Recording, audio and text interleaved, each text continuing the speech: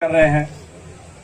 मातर शक्ति को सल्यूट करता हूं। इतनी बड़ी संख्या के अंदर हमारी मातर शक्ति यहाँ पे इस गर्मी के अंदर यहाँ पर बैठे हैं और आप सब साथी, मेरे पिता समान बुजुर्गों, नौजवान साथियों, यहाँ के धरना कमेटी और रिमन नैन जी, किसान नेत्री, इतनी छोटी उम्र के अंदर मैं देख रहा था पीछे 1 साल से जो आंदोलन चला, उस आंदोलन के अंदर लगातार टिकरी बॉर्डर, सिंगू बॉर्डर, कहीं पर भी, हिसार में, टोहाना पे, कहीं पर भी जब जब किसानों के ऊपर इस सरकार ने अत्याचार करने का काम किया था, मैं इस बेटी को वहां पे हर जगह देखता था लड़ते हुए, संघर्ष करते हुए। हमारे बीच में साथी हमारे बैठे हैं विकास सिसर जी, जो लगातार इस आंदोलन, किसानी आंदोलन के अंदर बहुत ही संघर्ष इन्होंने किया, साथियों को जेल भी जाना पड़ा। ये जो आप लोगों ने आंदोलन की शुरुआत की है, ये आने के बाद ही हमें पता चला, खेदड़ गांव का नाम बहुत सुना है, नाम बहुत है खेदड़ गांव का। जब ये प्लांट लगा यहाँ पर तो पूरे प्रदेश में नहीं, पूरे देश के अंदर पता है कि खेदड़ कोई गांव है। और हम भी सुनते थे खेदड़ के अंदर जो है बिजली बनाने का एक जो है थर्मल प्लांट वहां पे लगा, जहां पे बिजली उत्पादन होता है। तो हम सोचते थे कि हमारे भी पीछे बिजली वहां पे नहीं पहुंचती। मेरा गांव जो है वो चौटाला गांव के पास पड़ता है, हरियाणा का आखिरी गांव है, तो लाइट बहुत कम जाती है, पानी भी कम मिलता है। तो हमें लगता है खेदड़ गांव के जो लोग हैं उनके तो मजे हैं, 24 घंटे लाइट इनको मिलती है। यहाँ आने पर पता चला कि लाइट 4 घंटे आती है। इस प्लांट से लाइट भी नहीं मिलती है। इस प्लांट से लगने से जो बीमारियां, यहाँ इसके प्रदूषण से चर्म रोग, दमे की बीमारियां, वो सब जो है खेदड़ गांव के लोग झेल रहे हैं। लेकिन इसका बिजली का तो फायदा गांव के लोगों को नहीं मिला, ये आने पे पता चला। और यहाँ पे जब ये प्लांट, बात कर रहे थे मास्टर जी, बता रहे थे, जब ये प्लांट लगा तो ये राखी जो है, इस राखी की वजह से गांव में बहुत ज्यादा समस्या हो रही थी। और प्लांट वाले जो वो गांव वालों को कहकर, इनके चीफ ने आप लोगों को कहा अच्छी तरीके से इंतजाम करो, और आपके गांव ने, पूरे लोगों ने अपने मिलकर इस राखी का बंदोबस्त किया, इसको उठाने का काम किया और बताया कि यहाँ 2.5-3 करोड़ रुपए की जो है मशीनें लगाई गई। तब तो इनको जरूरत थी, आप उठा रहे थे, और इनकम से आपने उस पैसे से, यहाँ 1000 से ज्यादा बता रहे हैं कि गौशाला के अंदर गाय है, उन गायों की रक्षा करने का काम आपने किया। जो सड़कों के ऊपर भूखी घूम रही थी, उनको आपने यहाँ पे छांव दी, उनको पनाह दी, उनकी सेवा जो है आप लोग कर रहे हो इस पैसे से। ये किसी के घर में नहीं जा रहा है।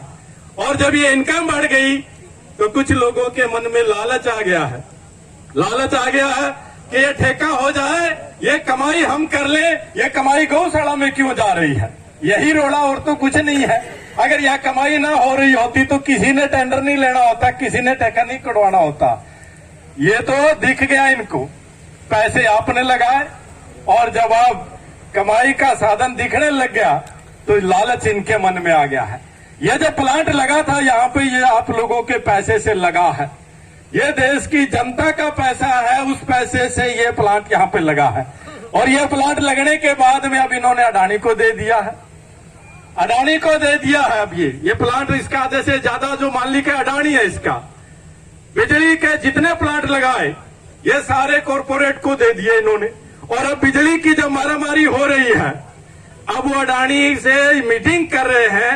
4 राज्य के लोगों की मीटिंग हुई है, हरियाणा, पंजाब, राजस्थान, दिल्ली, और अडानी कहता है मैं बिजली 12 रुपए से 19 रुपए से कम मैं तो नहीं देता, जहां से मिलती है ले लो जाके। देख लो ये हो रहा। 50 साल का कॉन्ट्रैक्ट किया ऑस्ट्रेलिया के साथ, कोयला लेंगे ऑस्ट्रेलिया से, बोले मेरे को कोयला महंगा आता है, मैं तो सस्ती बिजली नहीं देता।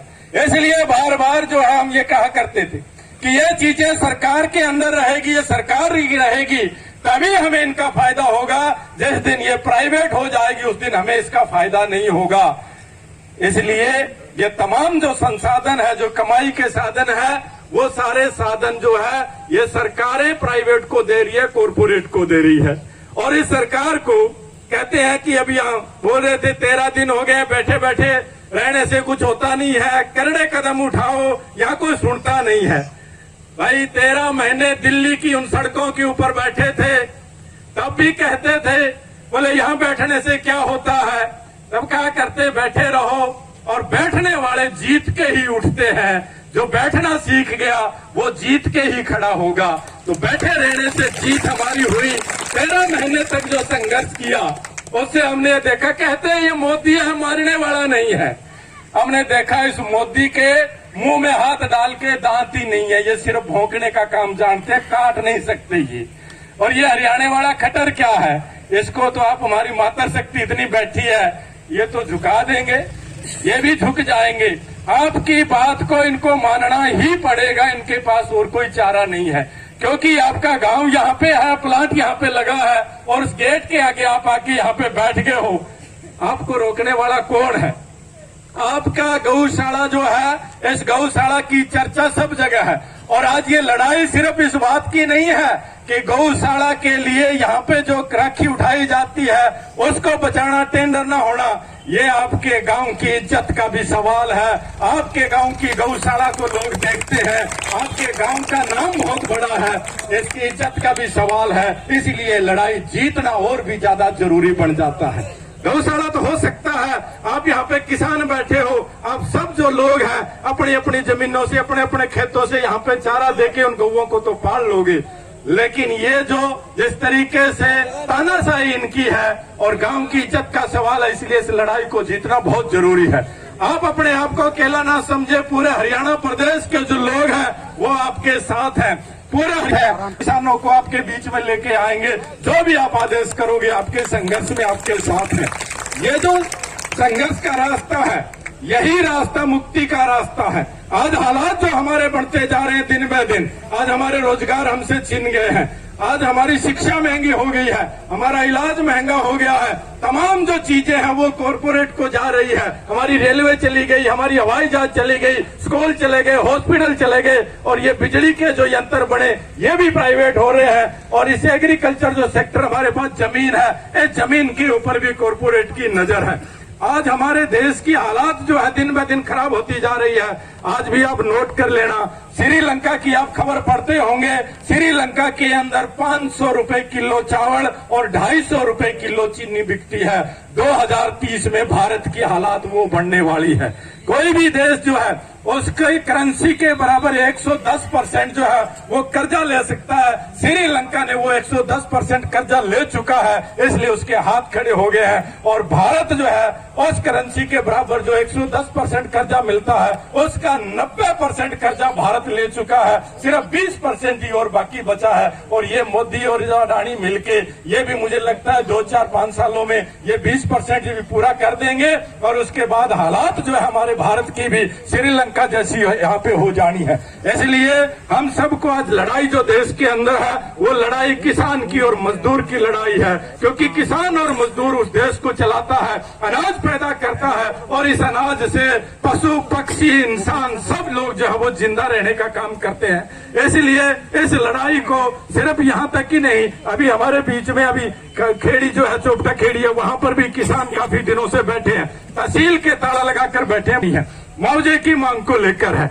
हमने 18 दिन अभी दिल्ली से आने के बाद में सिरसा के अंदर ट्रैक्टर ट्रालियों से 18 दिन वहां पे हमने धरना लगाया था। 55 गांव के अंदर इस सरकार से मुआवजा जो है वो मंजूर करवाया है।